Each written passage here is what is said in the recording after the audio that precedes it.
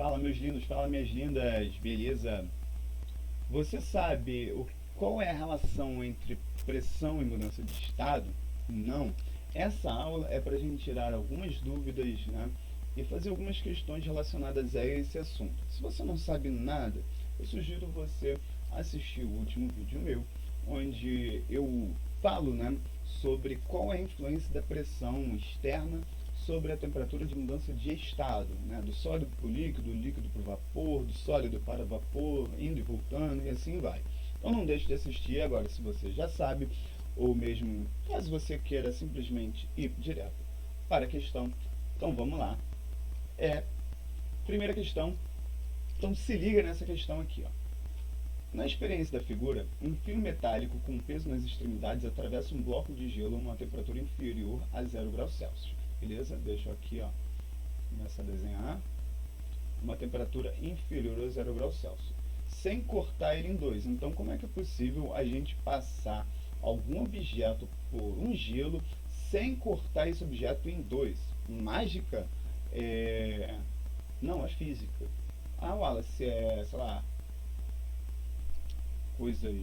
Esqueci o termo agora, eu tô aqui sem falar nada, tô tentando lembrar a palavra. Sei lá, mistério também não. Coisas de outro mundo também não, a gente está na Terra. Mas vamos lá, esqueci a palavra. Enfim, a região em contato com o fio se liquefaz, voltando a se solidificar após passagem do fio. Por que isso acontece? Vamos lá, ele já falou que aonde tem contato com o fio, derrete, né? Se liquefaz significa derreter, beleza? Minha letra aqui tá horrível.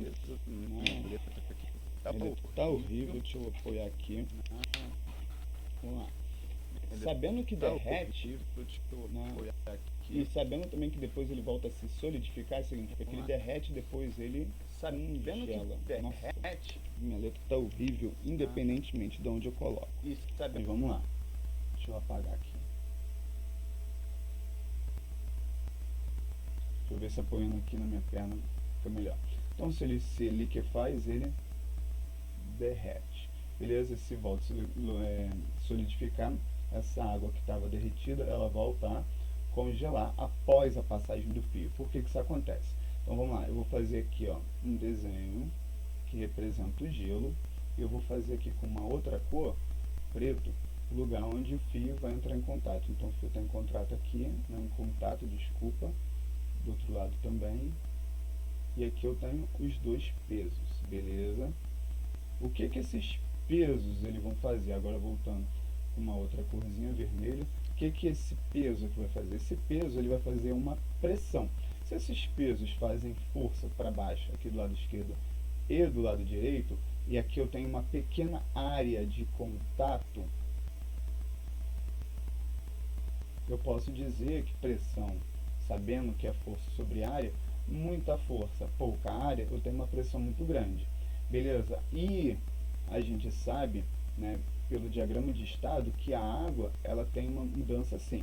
Então, se eu estou no gelo a uma temperatura menor do que zero, eu posso estar aqui, beleza? Ou aqui, tanto faz. Mas se eu aumento a pressão, sem mudar de temperatura, eu vou do sólido para o líquido. Então, aqui, esse fio, ele começa a derreter a água no ponto exatamente embaixo dela.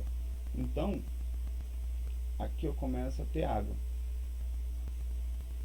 O que acontece com esse fio? Se o fio já não está mais em um objeto sólido, ele vai começar a afundar. Então o gelo chegou aqui, né? Esse objeto que estava aqui, desceu. Chegou aqui. E ele foi fazendo isso porque ele foi derretendo por conta da pressão. Só que o que acontece? Depois que esse objeto passa, ele para de exercer pressão sobre o líquido que está logo aqui em cima. Se esse líquido, né, parou de sofrer a pressão, quando ele foi derretido, a pressão dele estava aqui. Perdeu essa pressão toda, ele voltou, né, para baixo. Peraí. Aqui é líquido, eu acabei fazendo a linha aqui errada. Né? Acabei fazendo a seta no sentido errado. Né? Mas... acabei fazendo o desenho errado, peraí.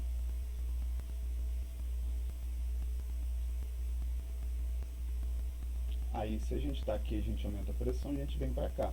aqui é o estado sólido, aqui é o estado líquido. Beleza? Quando a gente para de exercer pressão, esse cara volta, né, do estado sólido para o estado líquido. E é exatamente isso que acontece ali. Beleza? Então, por que que isso ocorre? Por que que isso acontece? Porque depois que ele para de exercer pressão, a pressão diminui. Quando a pressão diminui, ele sai do estado sólido para o estado líquido. E é por esse motivo, que não se divide em dois, porque ele vai passando e vai derretendo, mas depois que ele passou, aqui em cima, que é o estado líquido, congela por conta da ausência da pressão. Se liga nessa questão aqui.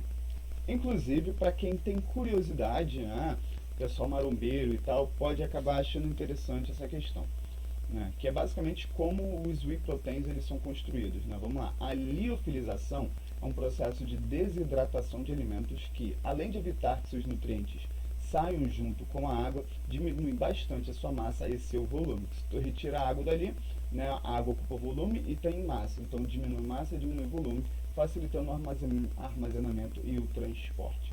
Alimentos liofilizados, ou seja, aqueles que passaram pelo processo de desidratação, eles também têm seus prazos de validade aumentados sem perder características como aroma e sabor. Então aqui, ó, essa imagem não é muito boa para a gente observar, né, o kiwi e a cenoura liofilizada, ou seja, que passou pelo processo de desidratação. Esse processo de desidratação da liofilização segue duas etapas. A primeira e a segunda são os seguintes. O alimento ele é resfriado até temperaturas abaixo de zero. Wallace, por que a temperaturas abaixo de zero está destacado? Porque a 0 graus Celsius é a temperatura que a água congela. Então esses objetos, né, vão ser cristalizados. Em algumas câmaras especiais sobre baixíssima pressão, beleza, a água sai do alimento sem romper suas estruturas moleculares, evitando assim perdas de proteínas e vitaminas. Então aqui a gente tem uma curva característica desse espaço aqui. Então vamos lá. Se eu tenho água dentro daquele objeto lá no estado líquido, eu posso estar em qualquer um desses pontos aqui, ó. Beleza? Posso estar em qualquer um desses pontos aqui. Se eu diminuo a temperatura até a temperaturas abaixo de zero, eu estou indo nesse sentido aqui. Beleza? Wallace, pode ser o 5 porque está indo para a esquerda? Não, porque o 5 é vapor para o líquido, eu tenho líquido para o sólido. Pode ser o 4 aqui? Também não pode ser o 4, porque aqui é vapor para o sólido, eu preciso ser líquido para o sólido. Beleza? Então, o primeiro processo de resfriamento constitui do número 2 ali. Continuando a comentar. E o segundo aqui, ele fala que sob câmeras sob baixíssima pressão. Então, em baixa pressão, a gente teria que sair, por exemplo, daqui, que foi o 2, diminuir a pressão até valores aqui embaixo, e depois o que? A água é sólida, porque a gente congelou ela depois de diminuir a temperatura. A gente vai fazer uma sublimação. O que seria essa sublimação? Seria passar do sólido direto para o vapor. Então a água ela vai evaporar e consequentemente vai sair do alimento e não vai romper as estruturas moleculares, né, dos então a água ela vai evaporar e consequentemente uma característica muito peculiar, né, daquele alimento desidratado, então ele fica tudo seco. Aí as proteínas não saem porque são sólidas, as vitaminas também não saem e assim vai. Então a gente entendeu que aqui, ó, 2 é o processo de congelamento. O processo de diminuição de pressão é esse daqui, que não tem número, e depois o processo de aumento de temperatura na sublimação, que é aqui embaixo, que é o 3. Beleza? Então vamos lá. A alternativa que melhor representa as etapas do processo de liofilização na ordem descrita é esse 2 e esse 3 aqui. A alternativa que melhor representa as etapas do processo de liofilização na ordem descrita mas aí é 2 e 3, letra e esse 3 aqui C. Beleza? Eu tenho usado a caneta preta, mas eu gosto de usar nessa ordem. Mas aí é 2 e 3, letra C. Achou fácil? Achou difícil essa questão? Eu tenho usado a caneta preta, mas eu gosto de usar a caneta azul. Se liga nessa questão aqui agora. A sonda Fênix, lançada pela NASA, detectou em 2008, ou seja, já faz 15 anos, uma camada de gelo no fundo de uma cratera na superfície de Marte. Olha que interessante. Há mó tempão atrás foi detectado gelo no fundo de uma cratera de Marte. Achou Nesse fácil? planeta, o gelo desaparece nas estações quentes e reaparece nas estações frias. Se liga nessa frias, questão aqui mas agora. a água nunca foi observada na fase líquida. Com o auxílio do diagrama de estado da fase da água, analisa as três afirmações seguintes. Eu tenho aqui 3 afirmações. Beleza? Comentário. Se você vai fazer o Enem e você está assistindo essa aula se preparando para o Enem, esse tipo de questão já não cai mais no Enem, beleza? Se você analisar as afirmações estando certas ou erradas. Você simplesmente vai ter afirmações na A, B, C, D ou E e você tem que, né, olhar ali qual é a certa. Então vamos lá. A primeira afirmação é o desaparecimento e o reaparecimento de gelo, que é justamente o que ele diz ali, não aparece a água na fase líquida, só vapor e gelo. Então o desaparecimento e o reaparecimento do gelo sem a fase líquida sugere a ocorrência de sublimação? Perfeito. Sublimação é justamente a passagem do sólido para o estado de vapor sem a passagem pela fase líquida. Se o gelo sofre sublimação, a pressão atmosférica local deve ser muito pequena, inferior à pressão do ponto triplo da água. Se o gelo sofre sublimação, aqui, ó, a pressão atmosférica local deve ser setinha ponto triplo. Muito pequena, significa inferior à pressão do ponto triplo da água. Tá vendo essa bolinha? Se eu tô aqui, ó, nesse ponto, vamos lá, antes de eu falar sobre esse ponto aqui, se eu tô aqui eu não tô na fase sólida. Se eu tô aqui eu tô na fase sólida. Se eu tô aqui na fase líquida. Se eu tô aqui eu tô na fase líquida. Se eu tô aqui, ó, bem próximo dessa curva, eu ainda estou no estado sólido. Se eu estou aqui bem próximo dessa curva, eu ainda estou na fase líquida. Agora, se eu estou exatamente sobre a curva, eu estou derretendo ou congelando, dependendo do sentido, né? Sólido, líquido, sólido. Mas o que eu quero, né, aonde eu quero chegar? Se eu estou exatamente, né, sobre a curva, se eu estou exatamente aqui, mas sobre a curva, cada vez. Eu tento fazer se eu estou exatamente sobre a curva, eu posso dizer que coexiste o estado sólido e o estado líquido. Se eu estou aqui, eu posso dizer que coexiste o estado sólido e o estado líquido. Respondendo. Se eu estou aqui, eu posso dizer... Tá, beleza, vamos esperar ele aí responder. Não, mas continuando aí sem poder coisar. Beleza, obrigado aí, Microsoft Edge. Então aqui nesse ponto eu tenho coexistência de líquido e vapor. E nesse ponto aqui eu tenho coexistência de sólido e vapor. Esse ponto tem a coexistência do sólido, líquido e vapor, os três estados da matéria. Então, se eu tenho um estado de ponto triplo, acima dele eu vou ter o líquido, abaixo dele eu nunca vou ter o líquido. Então ponto triplo é como se fosse um divisor para a existência ou não da fase líquida da água ou da fase líquida de qualquer coisa. Beleza? Então se você tem aqui na Terra algum material, alguma substância que ocorra a sublimação, significa que a pressão de latente, que é a pressão atmosférica, uma pressão muito baixa para a existência da fase líquida daquela substância. Pegaram a visão? Então essa fase está perfeita, né? Sofreu sublimação? Sim. Então significa que a pressão aqui, ó, esse valor, que é a pressão do ponto triplo, é um valor muito pequeno quando comparada à sublimação. Significa que a pressão de latente, que é a pressão atmosférica, significa que essa pressão aqui é uma pressão muito pequena para a existência, né, da água. Ou seja, se não tem fase líquida, então significa que a pressão está abaixo da pressão do ponto triplo. E para a gente finalizar, 3. O gelo sofre fusão porque a temperatura no interior da cratera não ultrapassa a temperatura do ponto triplo da água. Vamos lá. O gelo não sofre fusão, o gelo sofre sublimação.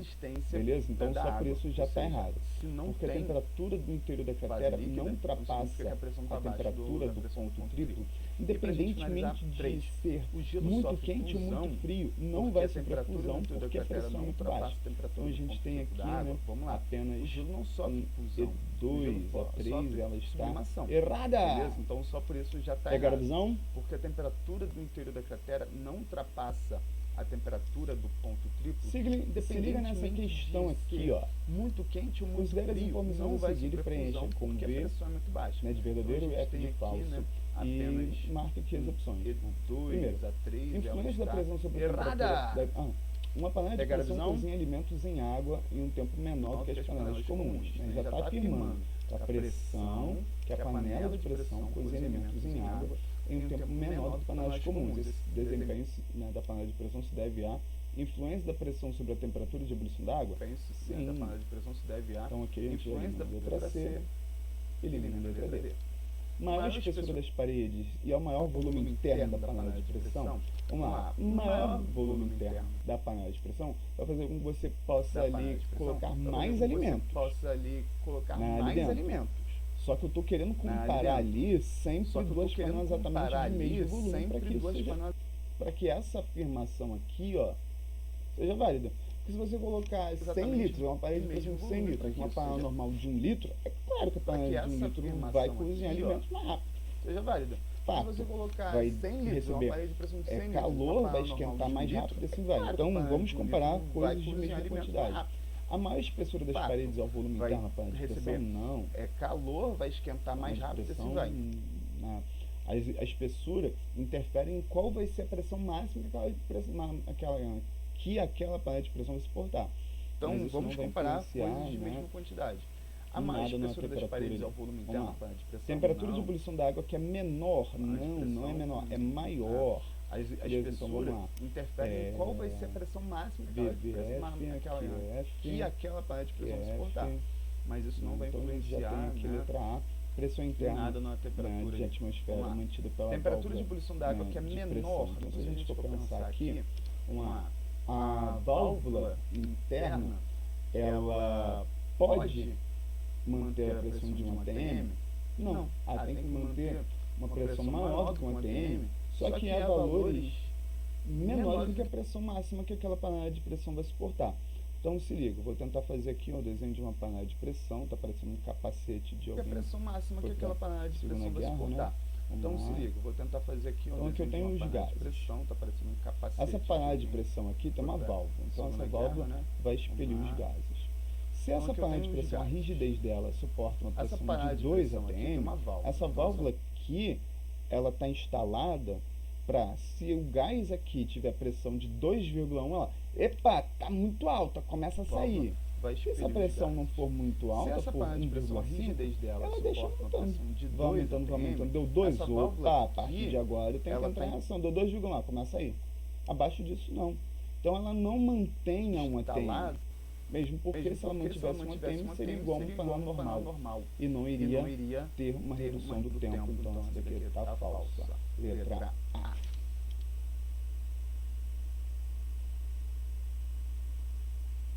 Mais duas questõezinhas aqui pra gente finalizar essa aulinha de exercícios de pressão e fluição na temperatura. Então vamos lá. Um dos mais intrigantes, né? Provavelmente aqui, como é muito trigo, né?